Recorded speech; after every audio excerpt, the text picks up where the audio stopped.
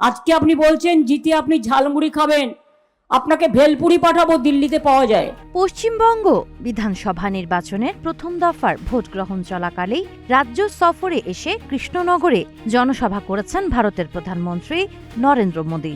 এই কেন্দ্রটিতে আগামী 29 April vote অনুষ্ঠিত হওয়ার কথা রয়েছে।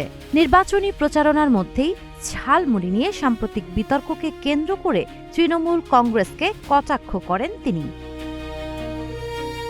কয়েকদিন আগে ঝাড়গ্রামে প্রচারণায় গিয়ে এক দোকান থেকে ঝালমুড়ি কিনে খাওয়ার একটি ভিডিও সামাজিক যোগাযোগ মাধ্যমে শেয়ার করেন মোদী।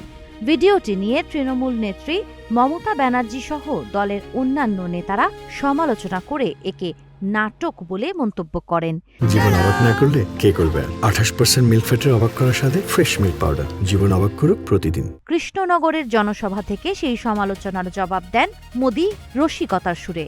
তিনি বলেন, বিজেপি নির্বাচনে জয়ী হলে মিষ্টির পাশাপাশি ঝালমুড়িও বিতরণ করা হবে। একই সঙ্গে তৃণমূলকে উদ্দেশ্য করে তিনি মন্তব্য করেন, ঝালমুড়ি খেলাম আমি, কিন্তু ঝাল লাগলো তৃণমূলের। এছাড়া তিনি এবারের নির্বাচনে সহিংসতা তুলনামূলক কম হয়েছে বলে দাবি করেন। পশ্চিমবঙ্গে নির্বাচনকে ঘিরে অতীতে সহিংসতার ঘটনা ঘটলেও এবার পরিস্থিতি অনেকটাই নিয়ন্ত্রণে রয়েছে বলে মন্তব্য করেন নরেন্দ্র মোদী। এ প্রসঙ্গে ভারতের নির্বাচন কমিশনের ভূয়সী প্রশংসা করেন মোদী। তিনি বলেন, গত কয়েক দশকের মধ্যে এবারের নির্বাচন সবচেয়ে শান্তিপূর্ণগুলোর একটি এবং এতে নির্বাচন কমিশনের ভূমিকা গুরুত্বপূর্ণ।